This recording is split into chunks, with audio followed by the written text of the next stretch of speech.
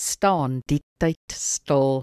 Matteus 6 vers 26 sê, let op die voëls van die hemel, hulle saai nie en hulle maai nie en hulle versamel niks in skure nie, tog sorg julle hemelse Vader vir hulle. Is julle nie meer werd as hulle nie? Hierdie uitspraak van Jesus herinner ons aan die praktyk van aandagtigheid, 'n hedendaagse benadering om rustig te word en die lewe dieper te beleef. Aandagtigheid kan die volgende behels: 1. Om te stop en asem te haal. Die wat halfpad asemhaal, leef net halfpad, sê die Chinese.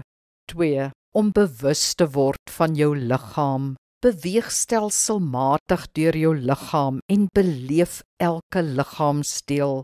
Watter sensasies voel jy? 3. Om bewus te word van jou emosies.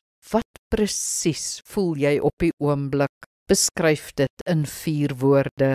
En 4. Om bewus te word van wat jy doen, deur intentioneel en ten volle daarop te fokus. Of jy eet, stap of met iemand gesels. Die oomblikke wat jy jouself so verloor in dit waarop jy fokus, staan die tyd stil en ontspan jou liggaam. Aandagtigheid is goed vir liggaam en siel.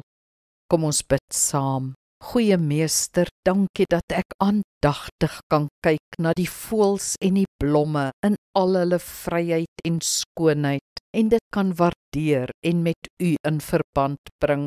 Help my om deur my hele dag met groter aandag en waardering te leef en te leer wat U daarmee wil sê.